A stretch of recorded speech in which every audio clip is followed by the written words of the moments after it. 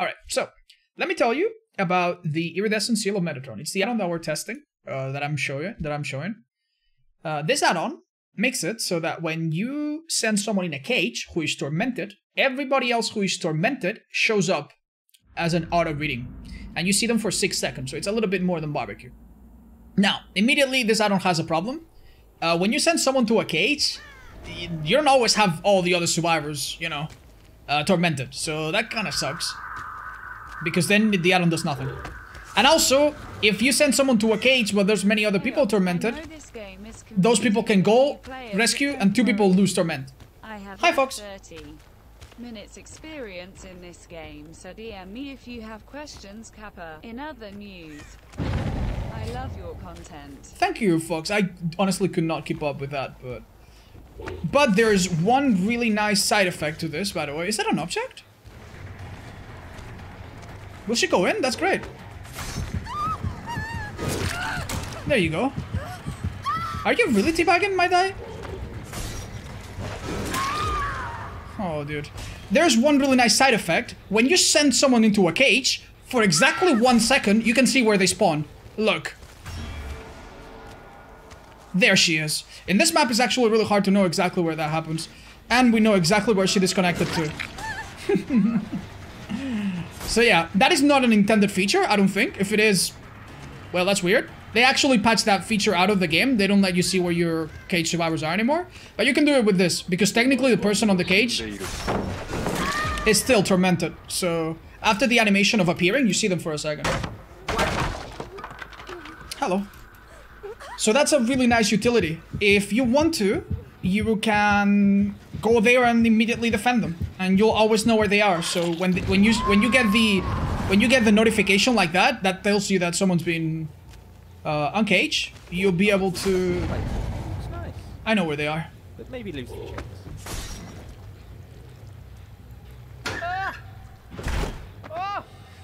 Oh dear. When you get the notification, you'll know exactly where they are before the rescue even happens. So that's a nice thing about this add-on.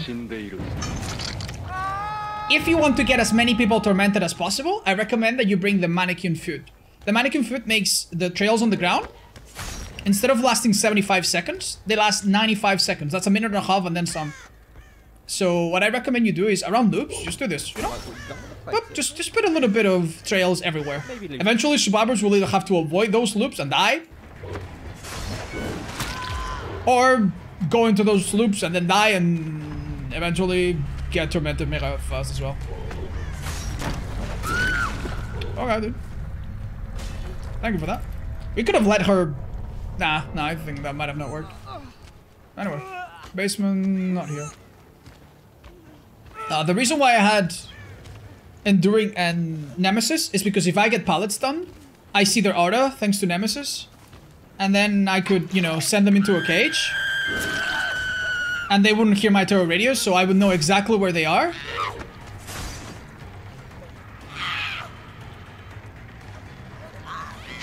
Okay.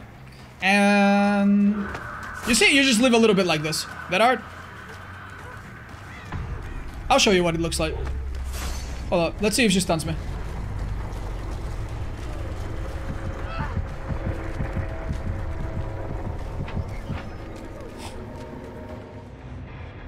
She didn't stun me.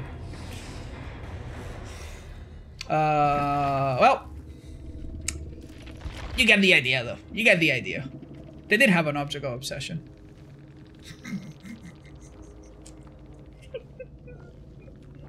What the hell was this match, dude? Literally on the loop.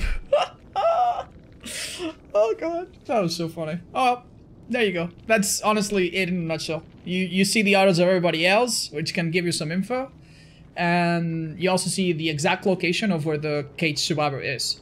If you have very good brain, you can try to think of which locations the Freddy clocks spawn in around the map, like inside shack, you know, in certain structures, and I'm pretty sure those spawn points are the same for the cages. And you can just try to imagine which is the closest. That's, you know, which of those points is closest to like the further end of the map from where you cage, and you would guess anyway. But, you know, this gives you certainty, which is pretty nice. Considering that his other add-ons are not like super OP, and they don't affect his power directly very much, except maybe the ranged ones, it's a pretty decent add-on. One of his best ones, funnily enough. And yeah, the mannequin foot for the green is pretty good as well. Yeah. That's all. Oh, dude.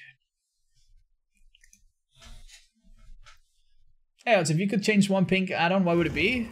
The iridescent head on Huntress, probably. If not that, then maybe the spirits. Yeah, maybe the spirits mother-daughter ring. Any ideas for Iron Will builds? Dude, Iron Will goes with everything, dude. You don't even need a build around it. Are we gonna test the win? No, I already showed you everything there was to it. So I think that was a successful testing match. Alright. Maybe I can show you what some of the other add-ons do? Alright. I'm gonna show you the Lost Memories book, which I think is also another add-on that's not terribly bad. We'll see though. We'll see.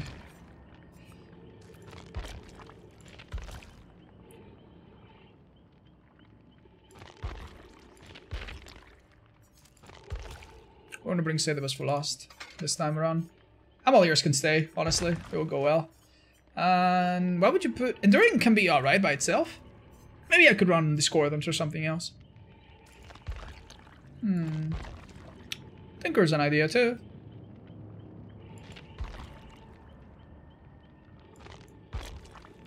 We'll run Tinker. Even Trail of Torment, if it was buff, would be a good idea.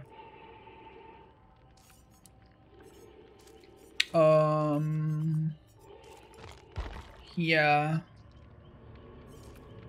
I don't know. I'm gonna try this. How do you feel about the add-ons? One of them is okay. The blindness is actually okay. If you make everybody blind for a bit, you know, it's better than nothing. It's not amazing, but it can be okay. Because in the middle of chaos, that can mess with survivors a bit. The other one... It's not a terrible add-on. It actually lets you see survivors' path a little bit better when they step on a trail. Sometimes you would never even have a survivor step on a trail if you play badly. So it's a very situational add-on that's not really necessary, that doesn't help you that much. That's a purple. So I would say it's not a bad add-on to bring. I have notes somewhere. I can actually tell you more exactly. Hold up. 1 second. I'll find them. I'll find them in 2 seconds. Premium head trails, notes. Right. So, when a survivor steps on a Trail of Torment, you're gonna see them glow red by default for 3 seconds, and you're gonna hear, and you're gonna see a little Killer Instinct effect, scratchy thingy, 3 times. You're gonna see it 3 times by default. With the purple add-on, you will see it 5 times. So you can see, and you can see boom, boom, boom, boom, 5 times. So you can more or less piece together where they're headed, which can help you a bit. But for a purple, yeah, it's pretty bad. Hi, Neo. Yeah, we'll play some Trapper, don't worry. King? Dude, I will be anxiously awaiting for that. What? Grillo? No, I think Lightwood is not even worth bringing. Quite honestly. Tinto, yeah, you'd probably need to use them a bit differently. It's hard, though, it's hard. Is barbecue on drugs? Not even, because you don't see the aura. But... Alright. But yeah, the previous match, we explained how the Iridescent Seal of Metatron works. What a name. Now we're going to explain how the Lost Memories book works. I think it's an add-on that's also, you know, it's not amazing. None of the Pyramid Head add-ons are great. But out of the purples, it might be one of the most fun and interesting ones. Anytime they step on your trails... Other swamp map. Anytime they step on your trails, they become oblivious for 15 seconds. In 15 seconds, you can go over half the map easily. So you can put a bunch of trails, like in grass, like this, as if you were a trapper. Hide them all around the map. Again, you could use the mannequin foot if you want the trails to stay longer. And anytime someone randomly steps on them, you can go right at them and they won't hear you coming. That's one of the utilities of it. It's not my favorite, however. My favorite is if you're going to be a face camping, hook defending Pyramid Head. If you defend someone on the hook, and someone comes in to save them, and they step on trails, they will not have borrowed time. That's Amaliers. I also want to show you what the range add-ons can do. Maybe in this map it's not the best way to show it, but we'll get there. That art? There it is. See? That guy stepped on those trails. And he is going to the left. We saw 3 pings. I knew he was gonna steer to the right. That's a little trick you can do. I'll tell you more about it later. Remind me of it. Okay, so my idea was to ambush that guy that for a few seconds has no idea where I am. But we found someone else. So that's great. 1 minute 0 gens DC? Oh man. Be our guest, my guy. This is the obsession? No, it's not. We can do an M1 maybe. He got tormented and he couldn't hear authorities for a bit. It will happen again if he steps on one of these.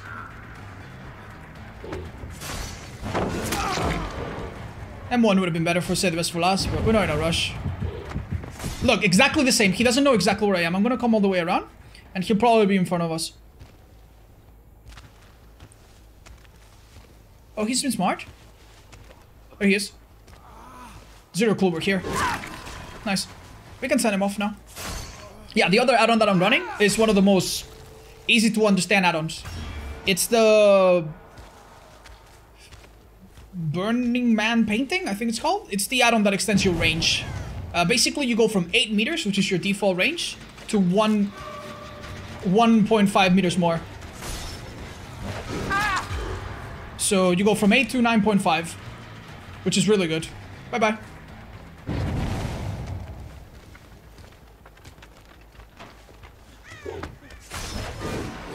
With add-ons with range, Amaliers becomes more powerful. I'm surprised we didn't hit that. There you go. You can also fake this and then immediately vault. And that catches survivors off guard. He used that hard to dodge me, but I've got save the best for last, so I didn't even want to hit him. I'm gonna hit this guy again, get one more stack. Oh, screw it. That's what you can do with range. You cannot hit that without range. Were you being healed by someone? Oh yeah. We don't need to choose, we can actually just send him off. My idea with Tinker, by the way, if you're wondering, was to keep them confused about my terror radius. Both with the add-on and with Kindred. I think she's to my right now. No, she kept running. That guy got uncaged, probably by Tap, who was running in this direction. None of them are oblivious or anything. You're free... Real estate, Tab. Alright. So, I'll explain what happened with Felix, alright?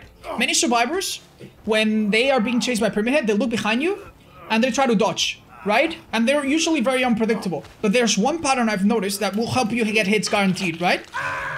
When you're chasing a survivor into a wall at an angle, like this, with Felix it was exactly the opposite. Survivor will often go here, and he'll have a chance of going left or going right. But because of the angle, if he goes left, he gets very close to you. They'll always go right. So if you're chasing a survivor that is right here, right there, aim right here, and you will hit them 90% of the time. It's almost like an instant they have, and it works very, very, very well. That hard, we've seen it. We can just M1. Oh, there he goes. We don't care about stacks anymore, I guess. Bye. That's not really what happened. I think this guy is memeing, but if you catch a survivor in the open and you know you're gonna down them, one thing you can do is just do this and, you know, go around them a bit. Sometimes survivors dead hard into you or do weird spins and they immediately accidentally get tormented. Having a survivor tormented is always good. If you want to hook them, you hook them. If you want to send them on a cage, which sometimes is the best thing to do, send them on a cage.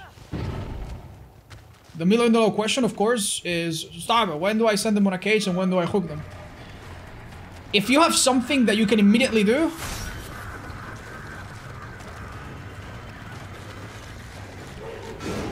oh, it was a bit further than I thought. If you have something else that you can immediately do in the area, send them on a cage and deal with that. The gen, whatever. If you have perks like Discordance, Tinker, both, Ruin and surveillance. If you have perks to let you know what gens are being done, it's much easier to know what you should be doing. What? So, for example, let's say that there's a gen here that's 99. And the entire team is right here. They're all literally right here. I'm not gonna send him on a cage. I'll probably hook him and defend the gen and the person on the hook, right? Like this. Hook him and defend the gen, defend the person on the hook. If there's a gen here that's 99 and I have ruin, and the entire team is on the shag across the map, I send him off, they go for him. In that time, I go there, pressure them, because, you know, he's injured off the cage, no DS, no BT. I pressure them, and in that time, that gen will probably go back to nothing. Because I'm taking the attention away from the gen. Does that make sense? Obviously, if the survivor... I think I can catch this guy off guard. If the survivor has... Good job. We see him thanks to Amaliers. I don't think I could have hit him, but that was fun to try. They're doing good. If the survivor has decisive, or some perk that, you know, is gonna mess with you, then yeah, cage him to avoid it. But that, you know, you cannot know. You can only guess. Remember that if you chase a survivor who's tormented, and they go inside a locker, that would be pretty bad for you. Because if they go inside a locker, you won't be able to get them out. And they can still, you know, stall 60 seconds. If you torment someone and put them on the hook, they can go into a locker, is what I'm trying to say. So it's never going to be super safe.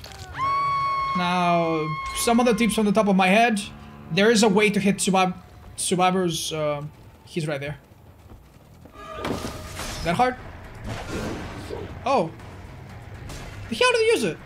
That would have been a really good time for him to use that heart. So I was expecting it. But he didn't use it. Maybe he was confident he didn't need it. He's not going for the rescue, is he? Nope. He doesn't care. I mean, to be fair, he wouldn't get it. With the range, you can hit survivors from even further.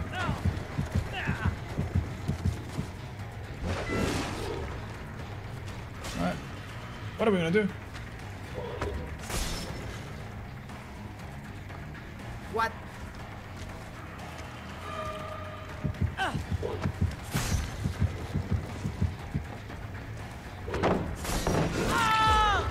So, good job saving that hard, by the way. Even if they're already tormented, putting trails on the sides of loops is good. They make noise when they step on them. They go, eh, eh. And that is always a good thing. It helps you track them. Even with Iron Will, even if they're healthy, whatever, they can quickly, you know, go around the corner and then hide in here and then, you know, duck and do stuff like that. So never a bad idea to just put... As you can see, you don't need to drag your sword forever and make a massive trail. Just put them in the choke points, you know? Windows, pallets, and there you go. That's 2 games where I pretty much told you everything I know about Pyramid Head. When they change them a bit, I imagine will play a bit different, but all the things I've said, I think, will apply still after the change. EJ will play it all.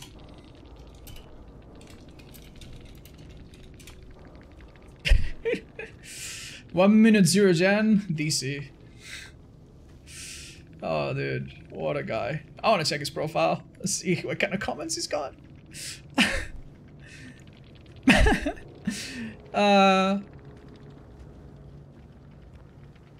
Yeah, exactly what you would expect. Can I get a sign? Who's Steve? Oh, this Steve. Yeah, for sure. GG. Jesus Christ.